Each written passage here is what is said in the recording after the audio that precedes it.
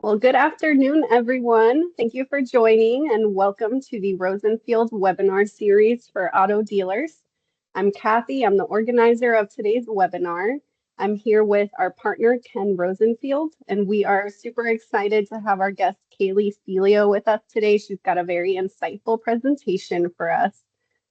Before we get started, I want to mention that we would love for you to be part of today's discussion. Please use the Q&A chat feature to submit questions at any time.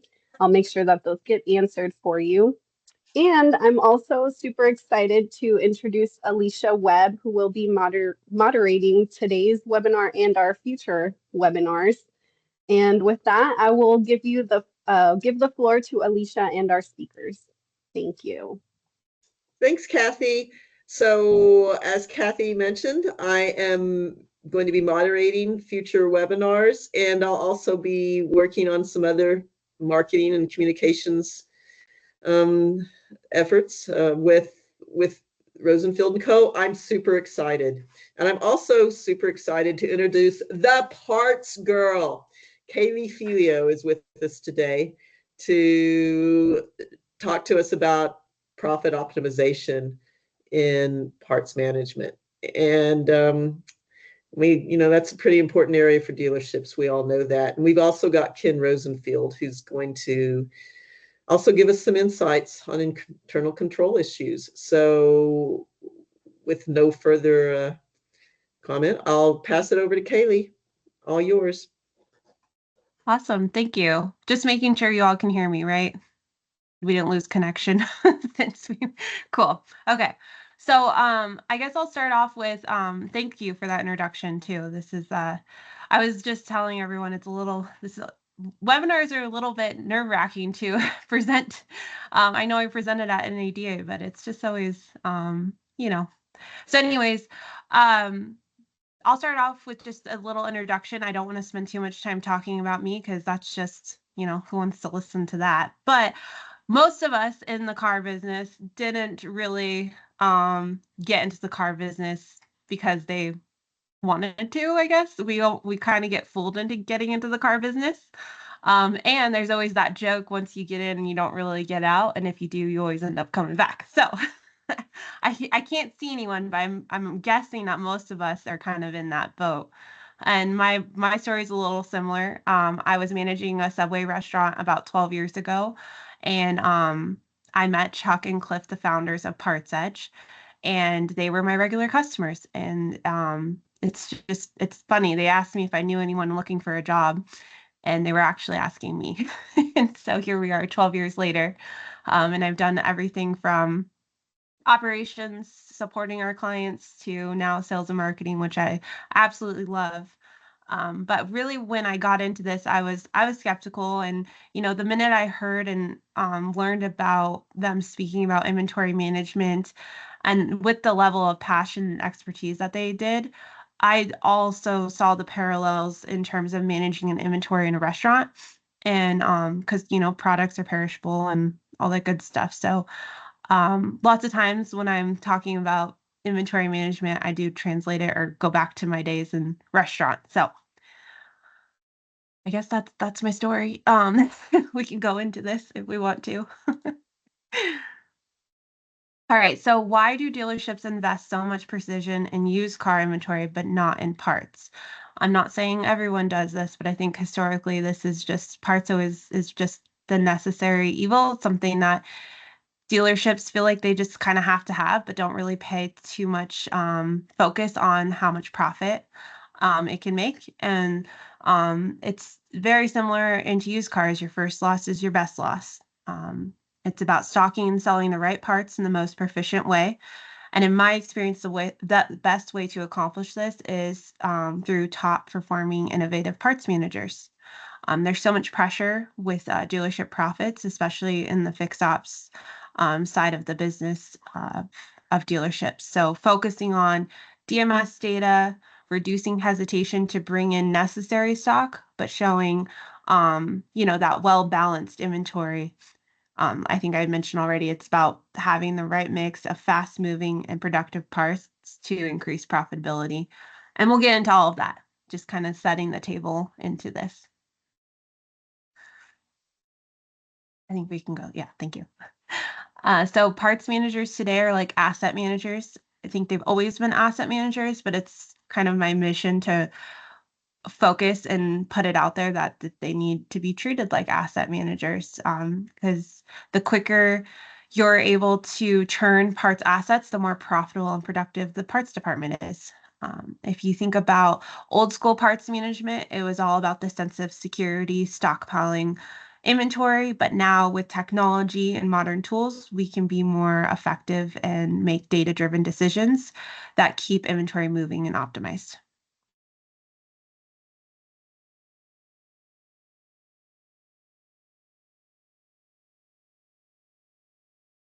This is actually my favorite slide. I took it out of my sales presentation because most of the time, this slide really resonates for parts managers. The fact that they're fighting an uphill battle every day, and often they feel alone. No one really talks to the parts department unless there's something wrong, and as soon as there's a problem, it's the redhead stepchild's fault, which is the parts manager. So just pointing out and making it aware that it's not just inventory management, they're also dealing with staff, technicians, training, and essentially multiple businesses under one department, because you have wholesale, you have your drive, you maybe even have online. And then you also have your manufacturer programs, depending on your manufacturer, that you kind of have to jump through hoops and really work to optimize those for the benefit of the dealer.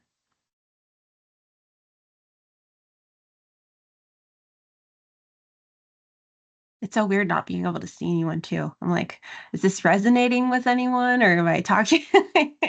But anyways, I'll keep going. Okay, so this is also a great slide too to show the inventory health and what we do to look at the health of an inventory. So we all know that green is good, but sometimes you see a mix where something should be red and it's yellow and vice versa. I know that was kind of confusing, but there's this gray area when it comes to inventory management, and that's what we call the watch category. It's right there in the middle. And this is the orange area. These are the parts that we need to keep a closer eye on because it's good inventory that's selling, but has value in the excess category. So basically your DMS says you need 5, but you have 10. 5 are in the watch and 5 are in the excess. So we have to pay close attention, and it's something that it's not that it gets overlooked, it's just something that you should pay closer attention to because you can really get more parts into that productive category, and you don't want too much excess inventory to tie up the capital. Where was I with that though? So most of the time, I already said all of that. Okay, I'm looking at my notes. I shouldn't look at them. But for this dealership, you'll see the difference. So the first line is first starting, and then the second line is a year after working with us. And it just shows that giving this data and working actively on this, you can reduce in the important categories. And also, the productive stock did decrease slightly, but their part number population increased. So that just means that they widened their inventory and had less depth. Craig just wrote in the chat, said frozen capital. I'm not sure if that's a question. Or something you're able to comment on. Yeah, I'm actually getting into frozen capital, I believe. I think the next slide is more on frozen capital. But with for stock on this slide and the 1313, it's really all kind of frozen capital. I call it idle inventory. And then they're like the buckets that lead into that obsolescence. So we're looking at months no sale, months no receipt when you look at that 1313 category to give the true obsolescence. Because you could receipt a part in today, but has the history is 13 months or whatever. So it just shows that clear picture of obsolescence. And then what trends into obsolescence. It's almost like, I think I already mentioned, a domino effect or the buckets that lead into. Forced is a big category because it's nothing that met the best stocking level of the DMS, basically special orders, which I think we're going to cover. So that's kind of the killer of obsolescence. And a lot of that is just process and keeping a close eye on this data.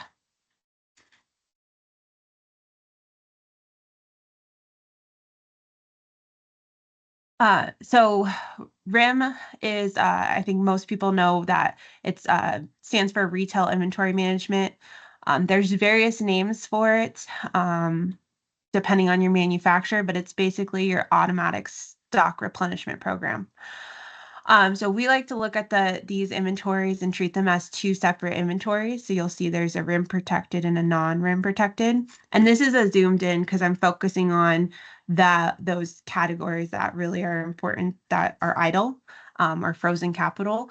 And so what is protected and what is not protected, this allows you to have better oversight when you separate these.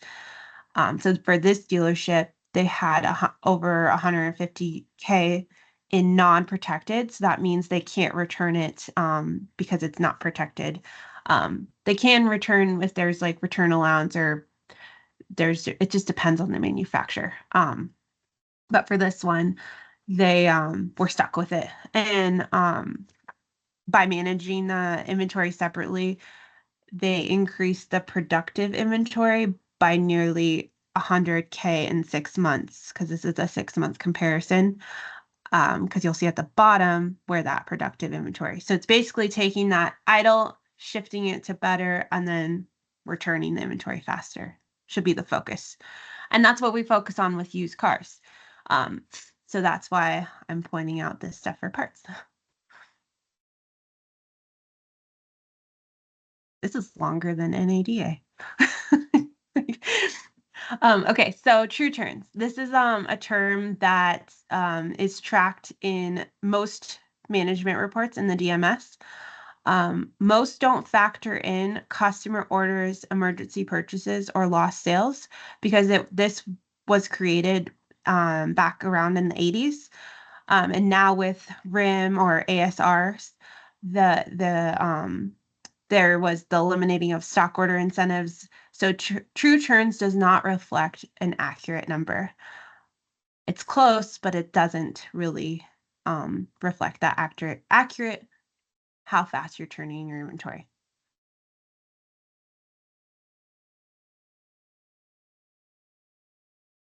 We call the term that, or the calculation, is gross turns, and why it matters to dealerships is much like vehicle inventory, the parts investment has to be analyzed for which units are selling to see what portion of it is turning on a regular basis.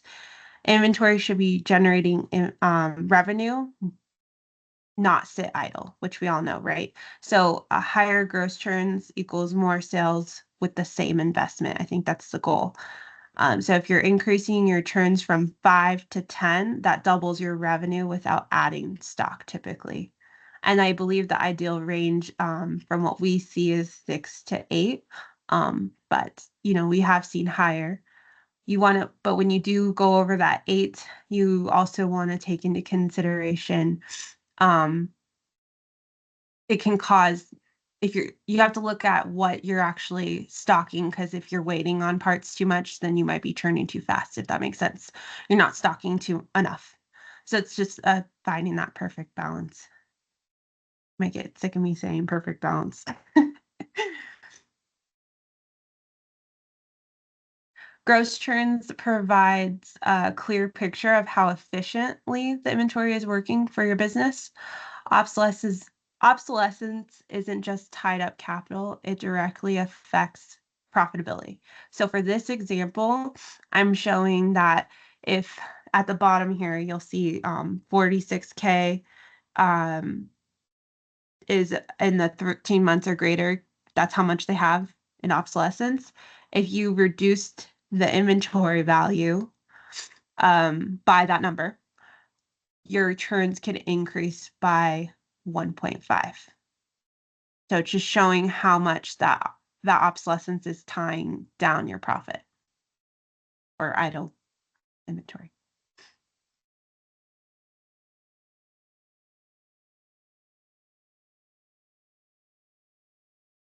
Oh, I don't even have notes for this one. I think this is just to kind of recap.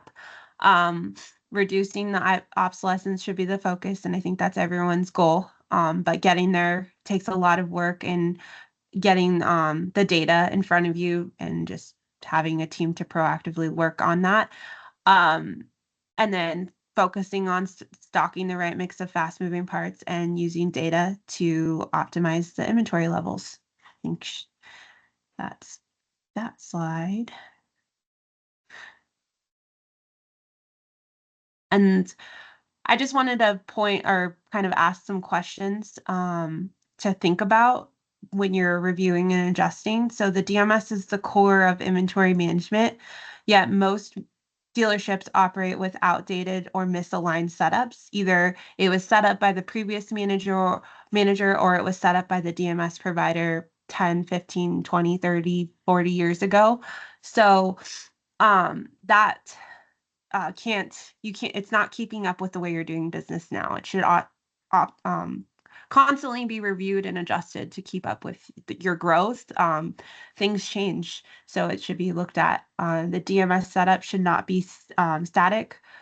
Regular reviews, adjustments, which I kind of already said, and then yeah, you also have the manufacturer programs that are constantly changing as well. So yeah, I think just providing data and insights that reinforce what parts managers kind of already know is the main thing. And I did put a note in here when I ask for the question, are your parts sources structured in a way that reflects true demand? I want to make sure that when you think of a source, it's because I don't know who I'm talking to. A source is like a file or a file cabinet within your DMS. So it's almost like a category where you put parts into basically adjust, day supply or your phasing criteria and just have better control. I always like to make that clear because sometimes when I don't know who I'm talking to, some people think a source is the way a part is like a source to get the part, if that makes sense. Hopefully. And I think I'm done. Awesome. Doing great, Kaylee. Thank you. I don't know if you noticed that we lost Ken. So Uh-oh. we're having some technical issues, but he's going to come sit in my place and do his part of the presentation. So Okay. bear with us just a second here. Great. I hope everyone's storing up your questions. And although I admit I do not come from a parts background, the journalist in me has some questions as well. but Yes. but I love that. I'm looking forward to the participants asking probably more knowledgeable and relevant questions. And Ken is back. We got him. Can you guys hear okay? Thumbs up if yes.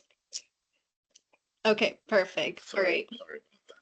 This is All right, are you prepared, Ken? Prepared, always prepared. Go, I'm muting. My father always said, he was in the army. He said it's better be prepared than help. You never know what's going to hit you from the side or the front or the back or the bottom. So just have to be ready for that to happen. So yeah. So I want to go over a few things that we see in our daily practice with parts, because it seems to be sometimes an overlooked item of the balance sheet for a lot of our clients.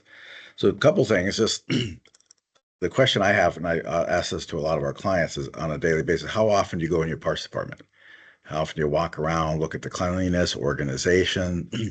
Because a lot of times, I can't tell you how many times I walk through a parts department and I go right to the special order parts, I grab a part, and I look sometimes at birthdays and want to look at the age of these special order parts and what happens with these special order parts. Why are they just sitting there? Sometimes we've seen some clients with significant investments in special order parts, and it's what kind of policies, procedures they use when they get the special order parts.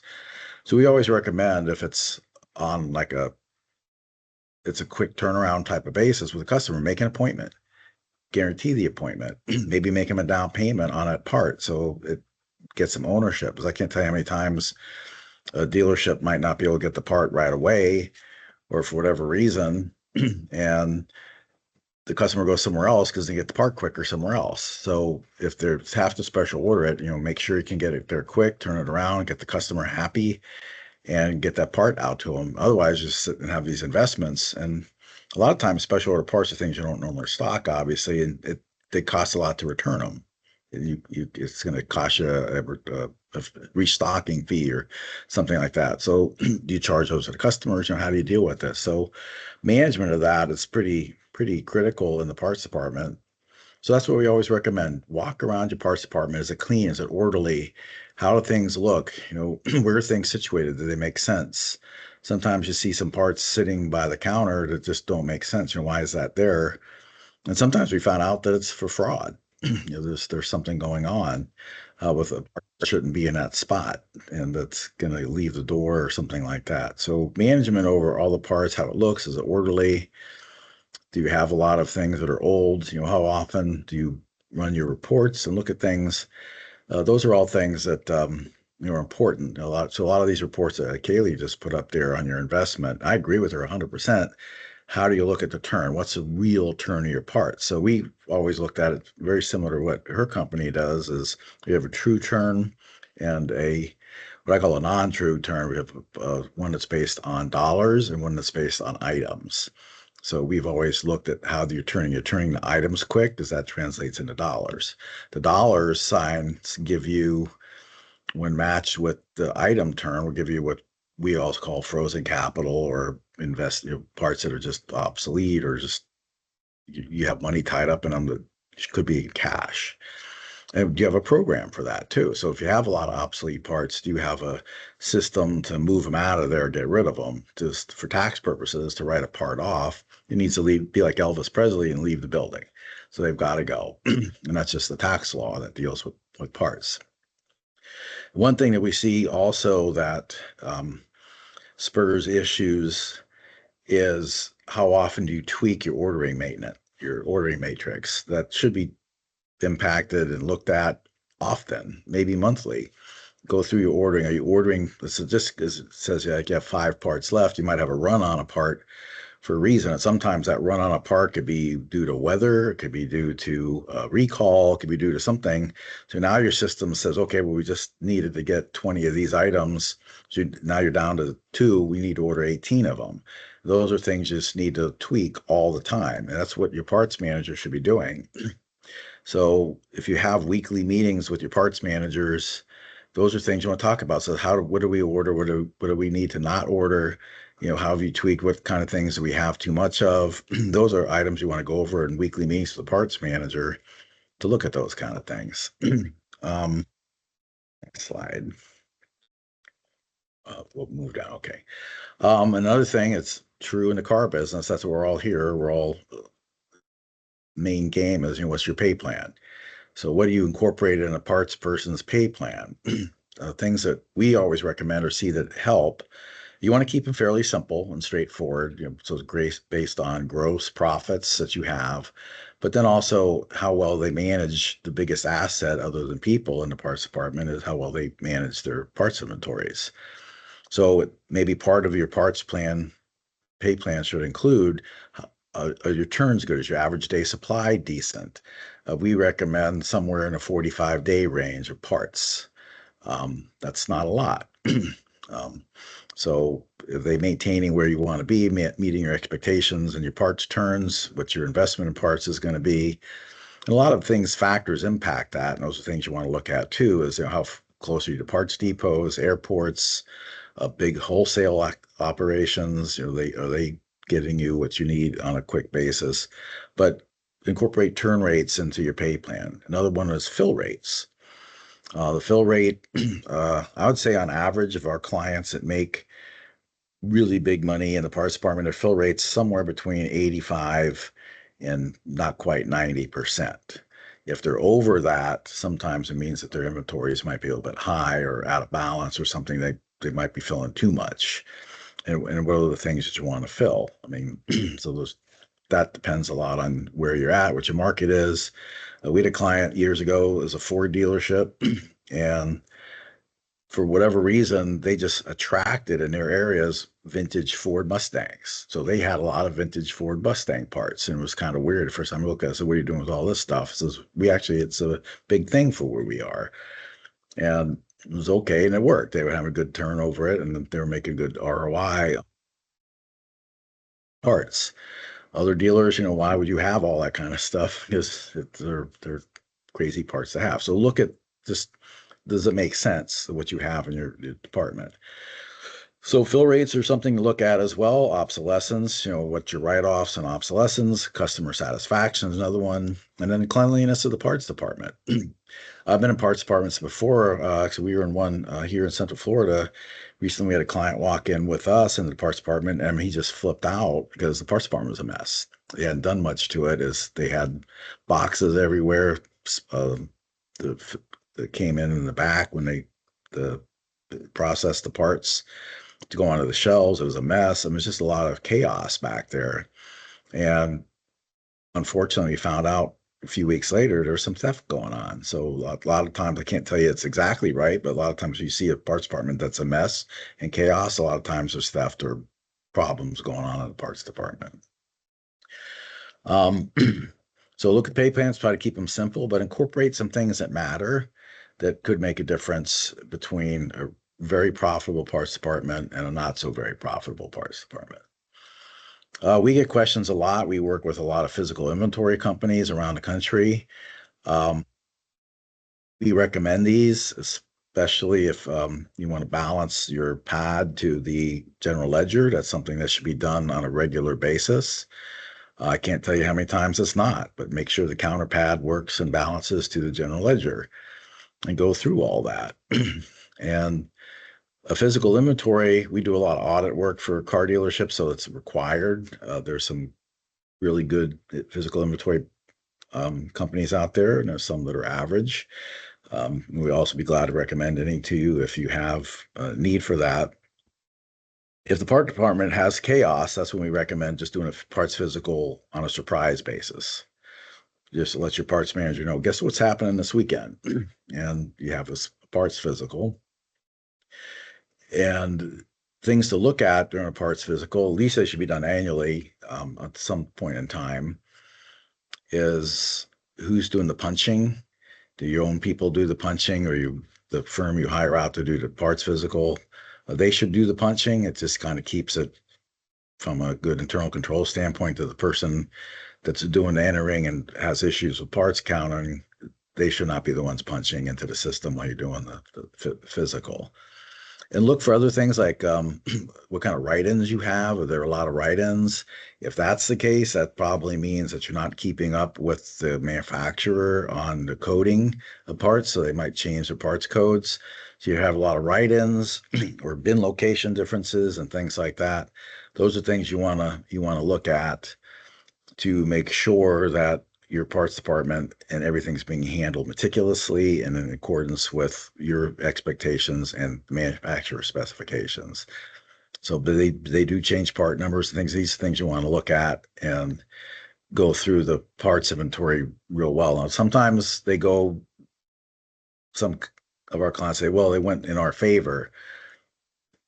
And my question to them is, well, if it's that big adjustment, let's say it's a $50,000 or $60,000 adjustment, is it really in your favor? I mean, something went wrong still. That's a big adjustment on the total value of your parts, and someone's not accounting for it correctly. So you have a process issue, and we might want to look at that. If it goes the other way, they're not in their favor and these parts are missing, well, that's not good either. So you want to look and find out why, what happened to the parts. And there's all kinds of crazy reasons for that, but you just want to make sure that you reconcile on a regular basis with the physical inventory and either roll it forward, roll it back to a financial statement, or just make sure that it's balancing to your general ledger, because you just don't want those kind of problems to happen.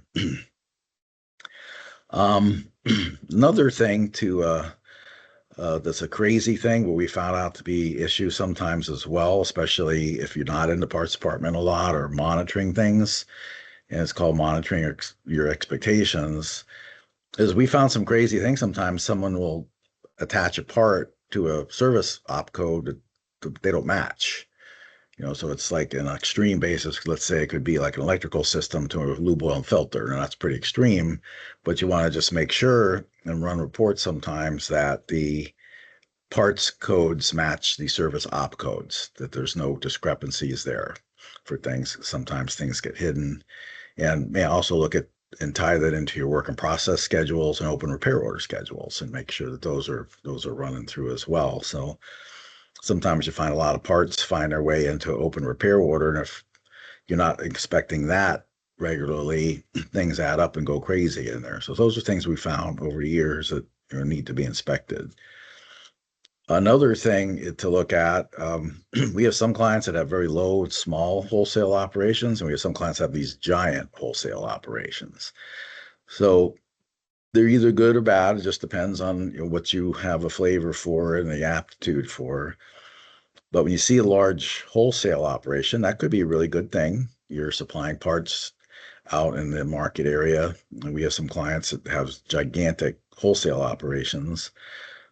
But fine tune it, make sure you're getting the ROI. And the other thing to look at is, are you selling to what we call lost souls? So lost souls are service customers you've had that no longer come to your dealership to have their service work done. And you want to find out why and get the customer retention and customer loyalty back. And sometimes you could be selling parts of your competitors. So we do zip code analysis, what's in your range, your market area, who you're selling to, what kind of ROI are you getting? Because typically parts gross profits are significantly less than counter sales and your warranty sales and your customer pay sales. So you want to make sure you're getting the right ROI. So it's okay if you're sending maybe out of your market and you can do it quicker, or you have better pricing, whatever that reason is. But if you're selling directly into your zip code in your market area, are you selling to your lost souls and customers you want to try to get your retention and loyalty back? And how do you get them back? So it doesn't necessarily mean you're going to get them back or whatever, but it's how do you market for them and get them back? And you can at least get some data to know that you will be able to bring some service customers back somehow, because you're selling your parts maybe at 12 or 15% gross to your competitors, and then they're marking those parts up again or doubling that to customers that really should be in your dealership if you want them. So those are things to look at as well. There's a lot of reports you can generate to do that. You could even write your own reports on reconciling your pad to your general ledger, and a lot of things you can do from an accounting standpoint that you want to look at. So that's kind of what I had from an accounting standpoint. I was going to ask Kaylee, what you recommend for your customers, how often to run reports, go through them, what you look at, and what you think some of the key indicators are, and how often, and what some of the repairs would be to KPIs that aren't matching your expectations. So I hate to put you on the spot, but That's okay. Well, just going back to what you were just talking about, we recommend monthly reconciliations. We actually have a couple forms. I don't know if you guys do, but like what reports need to be ran to do that reconciliation. Because a lot of times I think what happens is parts kind of waits on the office or vice versa. So it's just getting everyone to kind of work together to pull those reports and reconcile. So that's what we do for the monthly reconciliations. I think as far as special orders go, it kind of depends on the parts manager, but I know we send out that for stock detail every week so that it's reviewed, and then just making sure there's a process, who's responsible for, is there a BDC? Is it services responsibility to get these people back in, and really tracking those parts really closely. Because like you said, going back to that special order shelf and really being like, ask your parts manager, because a really good parts manager is going to not get defensive, but definitely be like, it's, I'm on top of it, boss. I've got it, So those are things to look for. And another thing, You were talking about the just kind of going back there and looking at how things are organized, and I think that's another key indicator. If you go in and your parts manager's desk is very neat, you probably have a really good parts manager, because they're very, very neat people. I'm married to one, so I know. But we have the best of both worlds, I guess. Hopefully you keep them Okay, neat too. Yeah. oh yeah, I think we're Yes. both really, really neat people. I mean, you should see my pantry and my fridge. It's crazy. Everything's labeled, even though you know what it is. It's I think we have a question though. Oh, We that's a do. good question. Yes. Do we Can have you a read it? I question? can't see it. Oh, yes, we do. You're right. From Ramon. And yes, that's a good question. On monthly reconciliation, what do you do with negative on-hand parts? Take that first, or You could take it. oh, okay. I'll piggyback you. Give me the hard ones. No, that's an excellent question, actually. So that means you sold more than you got. Mhm. So so what do we do now? And that's do you go to the special order shelf and pick it out of there, or you have an emergency situation?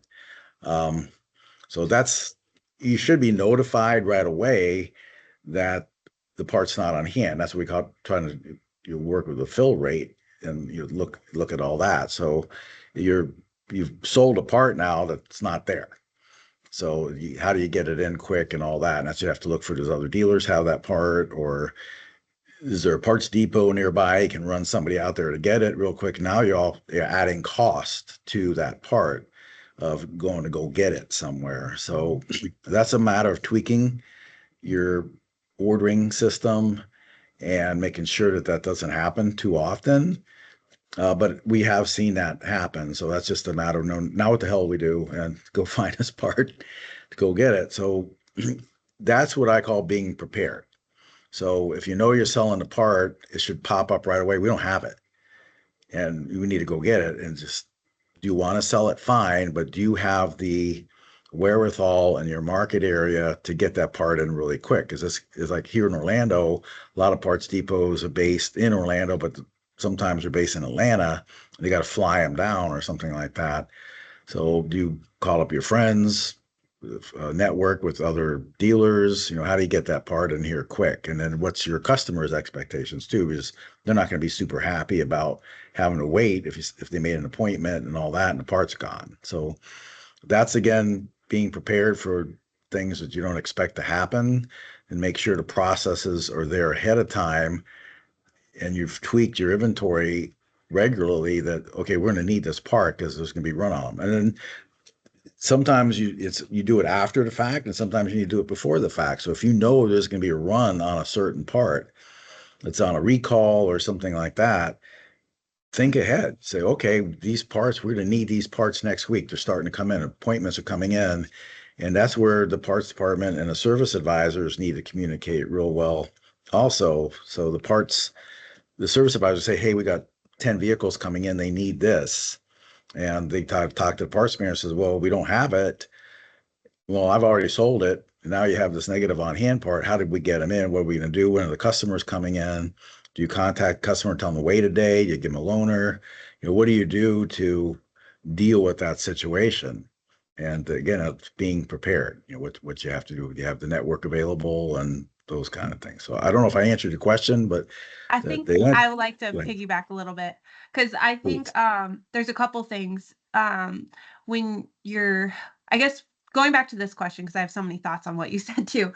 I think what maybe when he's asking is, what do you do when you're looking at the monthly reconciliation? And I think you're just supposed to you're supposed to subtract it from you add all the your claims, your manufacturer returns, your core returns, and then you have your invoice and repair orders in process, and then you subtract the negative on hand. I think that's to answer that. But I did say, I'm sorry, I didn't see that question, but you're absolutely right. Yeah, so that's part of the parts reconciliation process. Yeah, for sure. But That's why we want to do that regularly. But what you were talking about too, I think there's did we even talk about this? Because it's a kind of a scary topic, I guess, to bring up, is lost sales. I think it's a touchy one, because there's probably like 100 different ways that people do lost sales. And I think, yeah, and I think the most important thing that I see is just having that process. And I think there's that fear of if the DMS can handle it. So making sure the DMS is set up to handle lost sales, because that's the biggest fear is you post all lost sales and then you have to order all these parts and you're like, you know, is the DMS actually set up to track these or produce what you're looking for? And then you also mentioned something about scheduling too. I think really good parts managers I've seen, they do work with the service and they do look at the service, the appointments ahead, and really working together to see what parts do they have, what parts are they waiting on. I don't know, I can't remember the term, but sometimes, especially with all the back orders and things that are happening, if that customer is there and you have a part that they need, sometimes there's some swapping happening because you know they're there. So having a process to track that, I feel like there's a term for it, but do you know what I'm talking about? You know, I know exactly what you're talking about. And so to answer Ramon's question, yes, that if you're doing reconciliations regularly, that all should be picked up on between a GL and a counterpart. So that's exactly what you want to do in a reconciliation, and it will pop up negative. Should go into work in process schedules as well. So all that should be reconciled.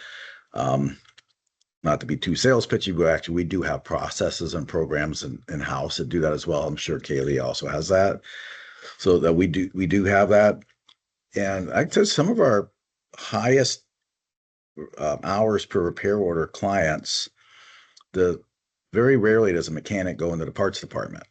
So the scheduling is critical, and that's when the parts manager and the service manager do get together on almost a daily basis, say, here's our incoming appointments. And we have 5 lube oil and filters, we have 4 tranny jobs, we have this or that, whatever they have, and coming in. So we want these parts, if you can get them delivered to the bay before the customer is coming, or have them all kind of lined up to do that, then they'll be a lot more efficient because they don't have to spend time looking for parts. The parts are already there waiting for the customer in the bay, and that just increases your production really well. So we have a lot of clients that do that. I would say our highest hour per RO clients do something like that, where the parts are getting moved right to the bay right away all the time. And that communications can be really effective as well. That answered the question. You good, Anything Ramon? else? Do we have other questions? I have some. They're not as granular as Ramon's, but and maybe they're even dumb. But I'm going to ask them anyway because we keep talking about the importance of a good parts manager. So, do you think that the requirements or skills for a parts manager have changed or evolved? I mean, you've been doing this for a while, Ken. Do you? I mean, what makes a good parts manager now? What do you look for in a parts manager? I think one that's communicates very well, understands the system, has a good network of where to get parts, and is basically just truthful and honest. They're just upfront with issues and keeping things clean. I mean, parts really hasn't changed a whole lot in terms of, they come in, you put them in a repair order. And I mean, the parts themselves have changed. They got more technical, and but the way to get them is, population they change a lot. But it's just a matter of being meticulous in your processes. So you do have the manufacturers change things. So it's how often. I remember back in the days, you used to update with tape. I mean, I'm talking about like reel-to-reel tapes back in the old days. I mean, they weren't automatic downloads or anything like they are today. I mean, they were literally had to run these. Used to run a monthly parts tape, and the manufacturer literally sends you a tape. Now, Kaylee wasn't born when they had those things yet, so they didn't have all that. But that's you used to have to run the parts tapes. And there's a lot of our clients back then, the tape would break. and you couldn't run it, or they didn't put it back together, or they says, nah, I don't want to deal with this today because it was too much of a hassle. So the parts tapes didn't get updated, and months would go by, and then things became chaos. So today it's meticulous record keeping. It's not fun, but it's part of the job. Tweaking your records on a regular basis, ordering, and just maintaining the system. Yeah, and I think that, because I've been talking to parts managers for a long time, and I think that historically the ones that are very like analytical and like data, those are the really great ones. But I think where I see the best ones is they have that more of that business, like not sales type, but like they're a little bit more customer interaction and like growing the business kind of mindset. I think also is something to look for. It's important to, be back in the data, but also on the other side and training. And I think that's where the shift has really happened, because there's so many new parts managers coming in. And I think what we're trying to do is that as an industry is kind of shift, instead of just throwing them in and having them figure it out, giving them some training, sending them off to NADA Academy. There's 20 groups, getting them the support rather than like, okay, you're the new parts manager because you're the really good counter person, which works out well, but also giving them support and training to teach them about inventory control, because it is your asset that they are managing. So that I kind of answered your I question. totally agree with that. And also take some pride in your workplace. Make sure your department's clean, neat, organized, and you know where things are. So somebody can come in behind you if you're not there for whatever day, and someone can go find something. They know where it is. Just keep it organized. Have a map of where everything is and how you keep it. Just keep it organized. Just take some pride, and this is your department, and take the pride in having it look good. I mean, you don't have to be anal like me that every water bottle in my refrigerator is turned out a certain way, and you can read it when you go and open my refrigerator. But take that kind of level of your parts are organized or put together correctly. They're accounted for. You know what you got. You know what's coming in and what's going to go out, and just have some idea what's happening there. So are you recommending then, Ken, that before you hire a parts manager, you look in their refrigerator to see how it's laid out? You should.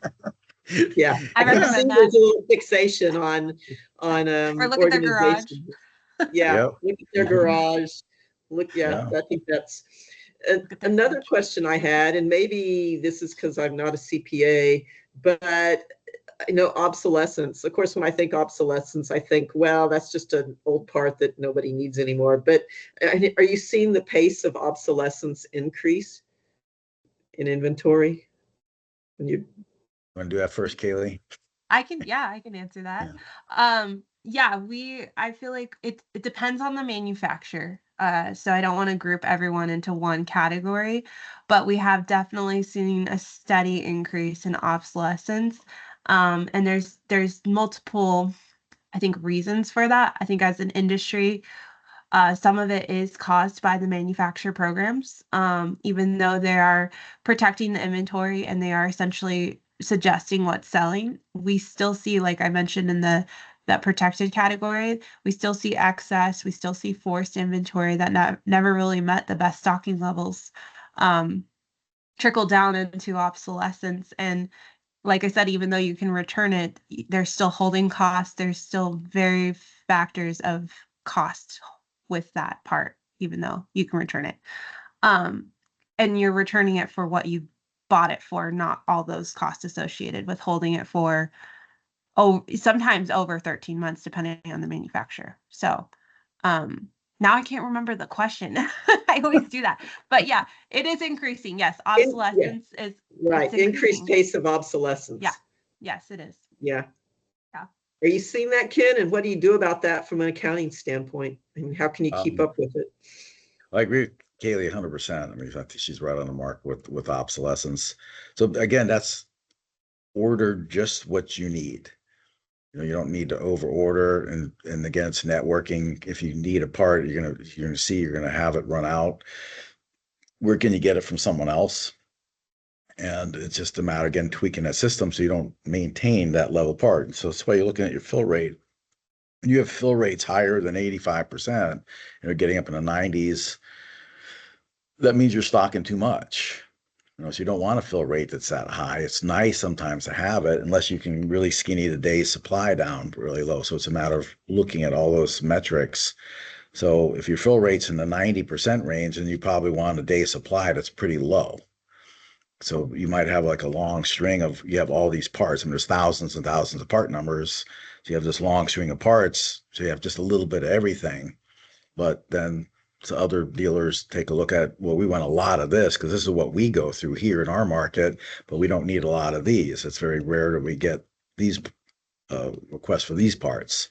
So it's just a matter of really knowing your market and constantly tweaking your ordering matrix to make sure you're not over ordering certain parts that you may not use later down the road. So it's just a matter of really looking at it and tweaking it and thinking about, am I going to need this part later? Is this part going to go first? That's while they're tweaking the matrix, while you're tweaking it, make sure and analyze that part, each one.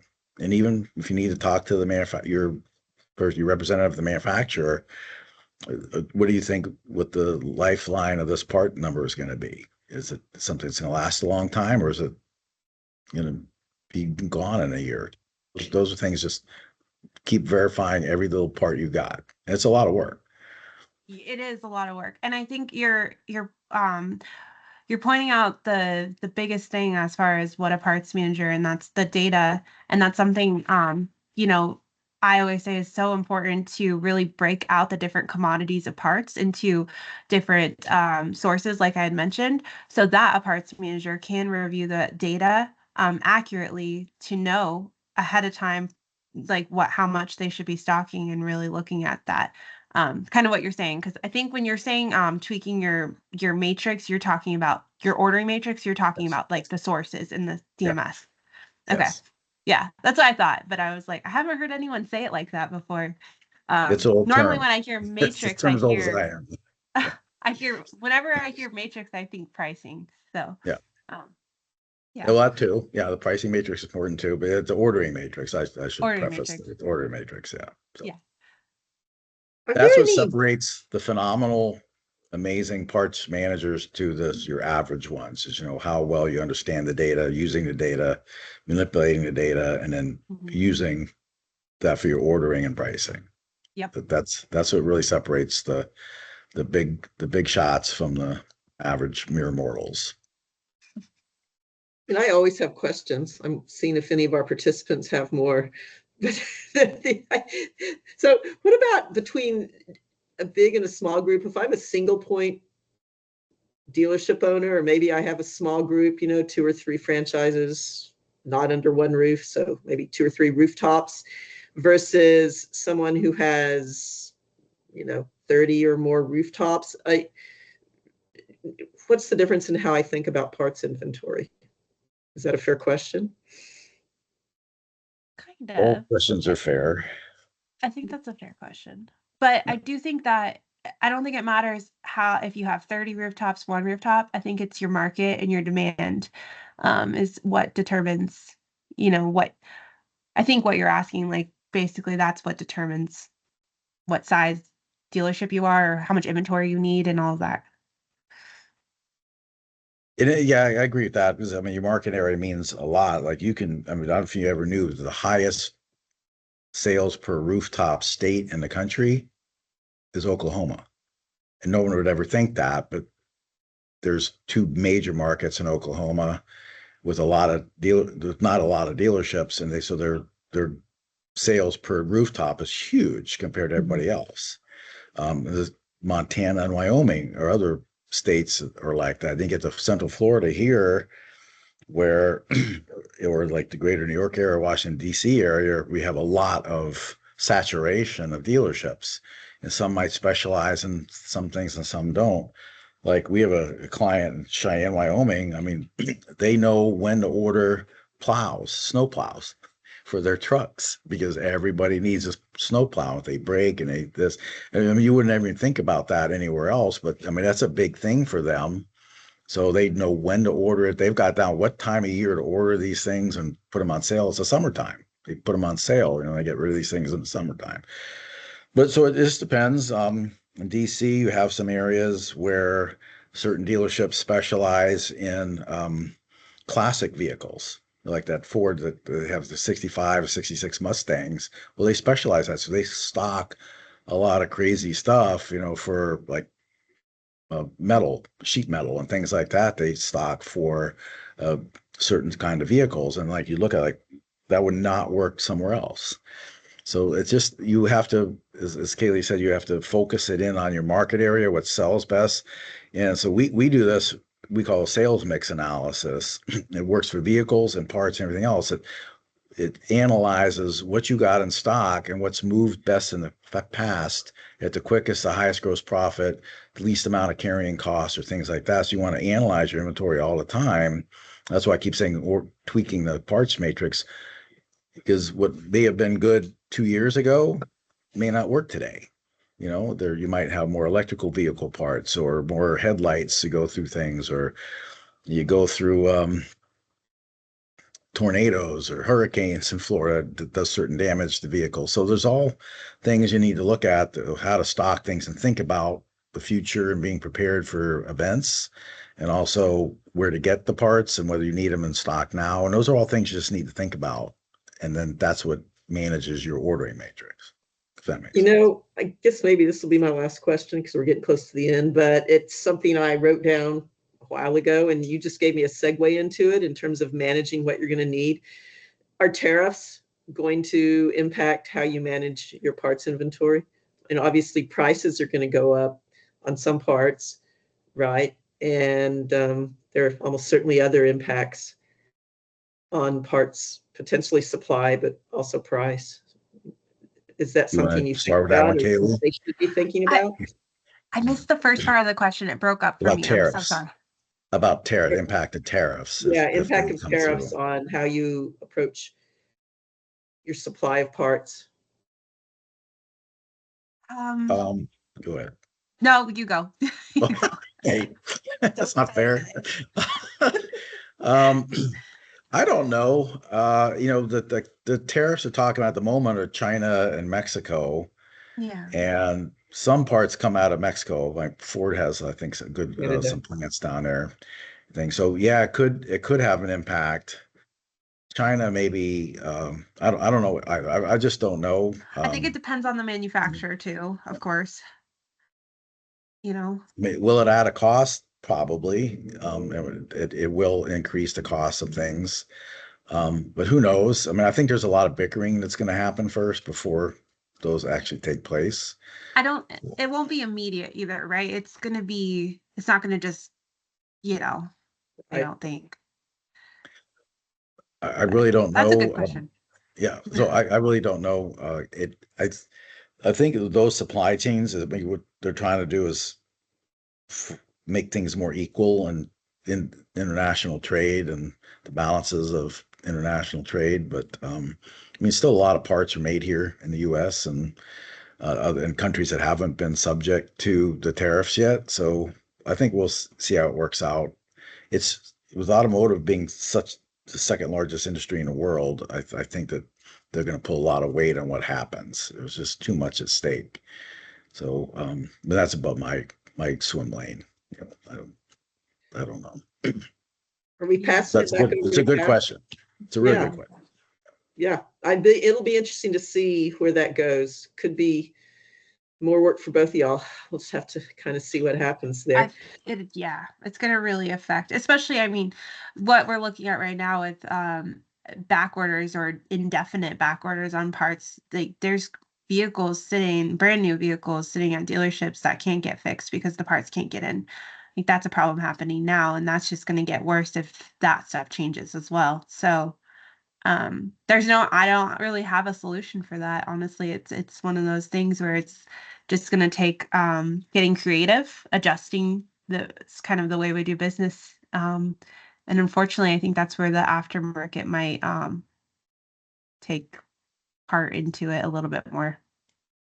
That's a good point. Actually, the aftermarket is, again, networking being prepared for things, because if there are supply chain issues or tariff issues or other issues that are going to restrict the flow of inventory into your system, you need to be prepared to that and tweaking your ordering matrix again. You know, these things I'm going to need, these things I need to start stockpiling now, and maybe get my investment in that area now if I've had a history of that. So again, it's kind of being smart on what you think you have that's going to happen in the future, what you're going to need, and making sure you have the sources for that now. So again, it's just kind of being smart on what you need to get. Yeah. Cool. Mhm. Well, participants, we still got people online. Y'all have any more questions? I'll stop now. I can always ask questions. It's my nature. Kathy, are you back there? Are you coming back in? I am here. I am here. Yes. Thank you so much. Let's go ahead and wrap this up. It's 2:00. I appreciate everyone's time and hope you all have a wonderful rest of your day. And we'll see you at the next webinar. Thank Bye, you. everyone. Thank you, guys. Bye. Thanks, everyone.